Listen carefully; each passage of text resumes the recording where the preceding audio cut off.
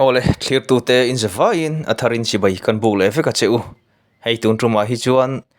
awang laia rimoi khovela ar si eng takte zinga mi Dolly Parton chanchin toy fel de win kan han ngai thla anga chumi pa chuan a hlim thathen khatte kan an clear ho vele don ani aziak tu hi kan unau pa te dika chong thu ani a ani chunga hian atharin lom thu kan han soile mol mol ani te chuan hei Dolly Parton hi American singer songwriter ania actress ani boka thumatlem han soi vele lokanga awang laia azai thei hun wang laia rimoi khovela mitam tak oi lungleng tu mitam tak ta na rimoi chhuwa tu ania a hlue me mani a mel han mu hian mitam tak chuan azai te po kan benga te po cham ngal te kan han ringa chutiang chuan awang lai hre pachin le azai ngai thla a chumi lo lungleng pachin chu kanom thlua hian ka ringa ni upa pui pui atanga thalai deuh deuh te zinga po chutiang chu ni a lu em em ani Dolly Parton hi kumsang hazaku somli paruk January ni som pakwa kham Tennessee a alo pianga an unau hi som pani an ni a upalama tanga chiara palina ani aming pum chu Dolly Rebecca Parton ani a alaya ming Rebecca ti hi anu telama api Rebecca White atanga phua ani a apa Robert Lee Parton hi Lee tia hriatlar ani thung ani apa hian East Tennessee a veilo mun ania apa na hi shram ma se an chung ko income atam lo le thin ani apa hi ziak le chiar thiam lo ani a mu sit na te po atok fo thin ani ome an chung kwa hi an re thei thin e mawangin Dolly Parton hian an chung kwa hi chung ko chek nok ti in asoi thin ani apu anu pa hi Pentecostal zirtir tu ani a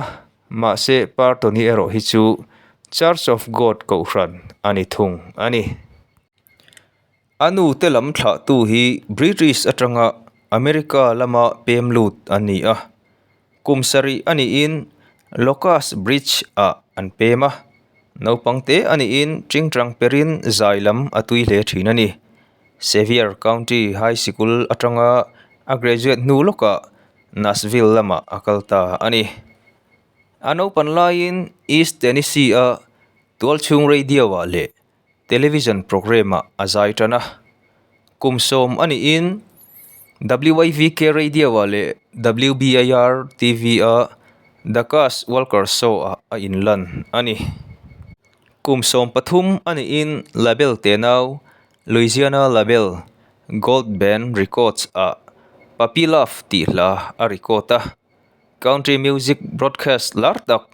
Grand Ole Opry a langbokin hemitrum hian American laphu thiam Johnny Casanen anin tong fu hlo maya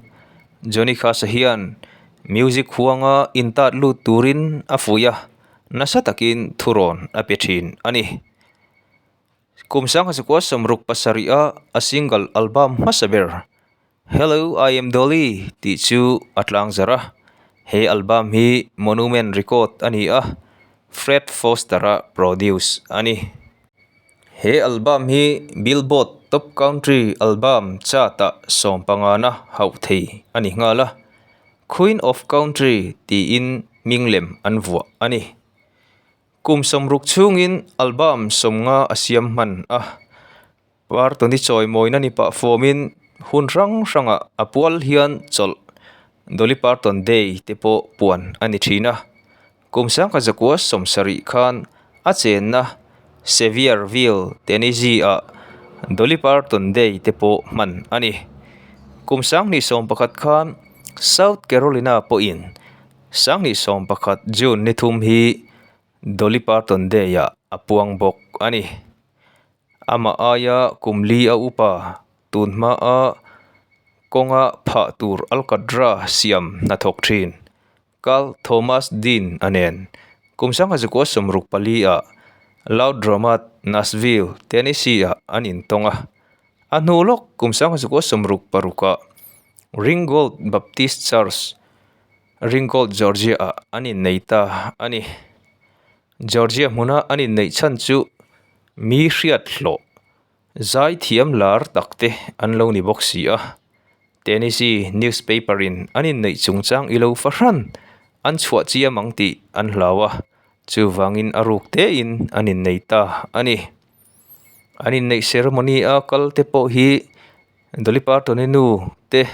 ceremony a thu soitu le anu pui som bik te chau antel ani Love Living on the Farm ti film hi achan na ani to mela magdeu main anu pa hian fanei lo anrel thumau maya hlarwa tham lo Island in the Stream late Jolin ti late le hladang asakatranga khovel mi pui star ron Dolly Parton tenu pa hian fanei hi thilchak lutuk ani lo thu an soi chuak ani anu pa in kara anin mangai na hi love bats ti in an soi thina nu pa in koprem tak ani lain apasal Carl Thomas di na hian sang ni som ni panga Mars ni thum kham kum samriat pani mi ni in athi san ani ole khati chin deuh kha ni tamai le don ta sela soitur tam tak chu om theya mi tam tak in awa toy ve vakim chang lo ve te po kha in lo ti le theya amaro chu ama tuna kan soimek Dolly Parton ni kher hi chu alar mari moi khovela hian chu wangin achan chin hi mun danga na hriat tur le mu tur hi tam tak a om ani chu wangin tun ruma hian tlema mi han hriat lo lam om dewa kanan ngai kha kanan tarlang ani a entiunana coat of many colors ti lar tak te po hi alo pian chuadan ringot po hi soidon chuan thui deuh ngai nom tak mai kha i soitur omani khatiang khan thil dang te po ni ome e ama chanchin dang te soitur tam tak oma chu wangin tun ruma hian kim chang te chiam lovin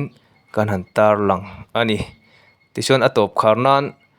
ala nal ti zuali kan tarlang ve hrim anga a coat of many colors ti te I will always love you te Jolin ti hla te